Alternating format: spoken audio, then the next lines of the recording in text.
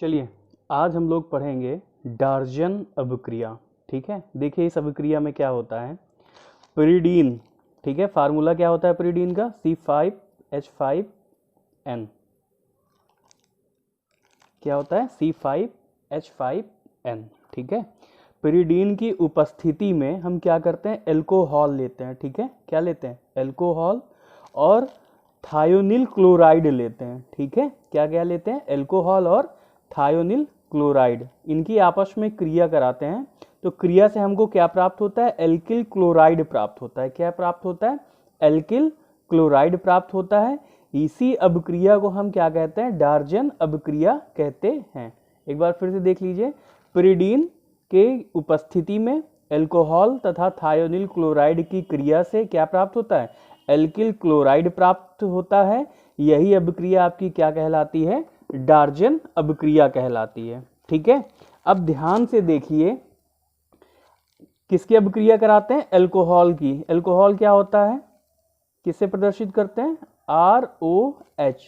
ठीक है, इसकी क्रिया किससे कराते हैं, थायोनिल से, थायोनिल क्लोराइड से। ठीक है, तो क्या हो जाता है आपका, थायोनिल क्लोराइड का सूत्र SOCl2। ठीक है, जब एल्कोहल की क्रिया हम किससे कराते हैं, थायोनिल क्लोराइड से कराते हैं, तो हमें क्या प्राप्त होता है, क्या लिखा था ऊपर आपने, एल्किल क्लोराइड प्राप्त होता है। क्या प्राप्त होता है, एल्किल क्लोराइड। ठीक है, यानी कि एल्किल साथ में क्या मिलता है, क्लोराइड मिलता है, और साथ में आपका दो प्रोडक्ट बनते हैं। ठीक है, क्या क्या बनता है, एक तो आपका सल्फर डाइऑक्साइड बनता है, क्या बनता है, SO2 बनता है, और साथ में आपके इसमें क्या बच रहा है, HCl बच रहा है। ठीक है, और क्या बचता है, HCl बनता है। और ये दोनों प्रोडक्ट जो होते हैं ये क्या हो जाते हैं, बाहर मुक्त हो जाते हैं इस अभिक्रिया में। चलिए अब एक एग्जाम्पल देख लेते हैं। कोई भी आप एल्कोहल ले सकते हो, ले लें हम यहाँ पे C2H5OH। ठीक है, एथिल एल्कोहल लिया, इसकी अभिक्रिया जब हम किससे कराते हैं, थायोनिल क्लोराइड से कराते हैं, तो आपका क्या बनता है, एल्किल क्लोराइड बनता है। यहाँ पर क्या बनेगा, C2H5Cl, एथिल क्लोराइड बना, और साथ में कौन सी गैस, सल्फर डाइऑक्साइड गैस बनेगी, जो कि अभिक्रिया में निकल जाती है, और साथ में आपका क्या बनता है, HCl बनता है। और ये दोनों क्या है, गैसीय अवस्था में प्राप्त होती है। ठीक है, सल्फर डाइऑक्साइड जो है आपका, ये क्या है, गैस है, और साथ में HCl क्या है, हाइड्रोक्लोरिक अम्ल है। ये किस अवस्था में मिलता है, ये भी आपका गैसीय अवस्था में प्राप्त होता है। चलिए अब हम कुछ इंपॉर्टेंट पॉइंट देखते हैं इस अभिक्रिया के। चलिए आगे देखिए, पहला पॉइंट है आपका इंपॉर्टेंट, यह एल्किल क्लोराइड, ठीक है, यह अभिक्रिया क्या है, एल्किल क्लोराइड बनाने की सर्वोत्तम विधि है। कैसी विधि है, सर्वोत्तम विधि है। अब कारण क्या है, चलिए ये भी देखते हैं। क्योंकि इस क्रिया से बनी, ठीक है, सल्फर डाइऑक्साइड SO2 क्या हो जाती है, बाहर निकल जाती है। ठीक है, तो ये क्या है, एल्किल क्लोराइड बनाने की सर्वोत्तम विधि है। क्यों है, क्योंकि इस अभिक्रिया में जो आपकी सल्फर डाइऑक्साइड बनती है वो क्या हो जाती है, बाहर निकल जाती है।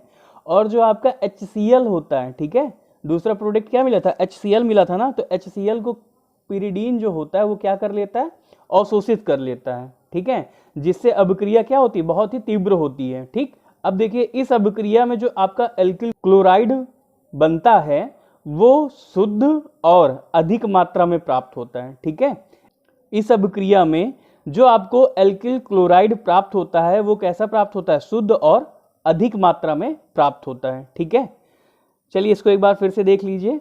यह जो आपकी एल्किल क्लोराइड बनाने की सर्वोत्तम विधि है। क्यों विधि ये सर्वोत्तम है, क्योंकि इस अभिक्रिया में जो आपका सल्फर डाइऑक्साइड बनता है और हाइड्रोक्लोरिक अम्ल बनता है। ठीक है, तो सल्फर डाइऑक्साइड गैस बाहर निकल जाती है, और जो आपका HCl होता है वो pyridine के द्वारा क्या किया जाता है, अवशोषित कर लिया जाता है। और इस अभिक्रिया में एल्किल क्लोराइड जो होता है वो शुद्ध और अधिक मात्रा में प्राप्त होता है। चलिए हम एक और इम्पॉर्टेंट पॉइंट देखते हैं इसके आगे। चलिए देखिए, ये जो विधियां होती हैं, ठीक है, ये जो विधि है ये एरिल हैलाइड के निर्माण में प्रयुक्त नहीं होती। ठीक, इसका कारण क्या है, अब देखिए इसका कारण क्या है, यह है कि जो फिनॉल होता है, जैसे फिनॉल है, फिनॉल में उपस्थित जो कार्बन और ऑक्सीजन होता है उसमें जो बंध उपस्थित होता है, किसमें, कार्बन और ऑक्सीजन के बीच में जो बंध होता है उसमें क्या होता है, अनुनाद होता है, ठीक है। और अनुनाद के कारण इसमें क्या होता है, आंशिक द्विबंध का लक्षण आ जाता है, किसमें, फिनॉल में, ठीक है। क्या होता है इसमें, आंशिक द्विबंध का क्या आ जाता है, लक्षण आ जाता है कार्बन और ऑक्सीजन के मध्य बने हुए बॉन्ड में, ठीक है। अब देखिए, जिस कारण क्या होता है कि कार्बन और ऑक्सीजन के मध्य जो बने बंध होते हैं उसको क्या, तोड़ना क्या हो जाता है, कठिन हो जाता है। यानी कार्बन और ऑक्सीजन के मध्य क्या होता है, अनुनाद होता है, जिसके कारण इसमें आंशिक द्विबंध का लक्षण आ जाता है, जिस कारण से इसके मध्य, कार्बन और ऑक्सीजन के मध्य जो बंध होता है उसको तोड़ना क्या होता है, कठिन होता है। इस कारण ये विधियां जो होती हैं वो एरिल हैलाइड यानी कि हैलोएरीन के निर्माण में प्रयुक्त नहीं होती हैं। अगर आपको ये वीडियो पसंद आया हो तो वीडियो को लाइक करें और चैनल को सब्सक्राइब करें। धन्यवाद।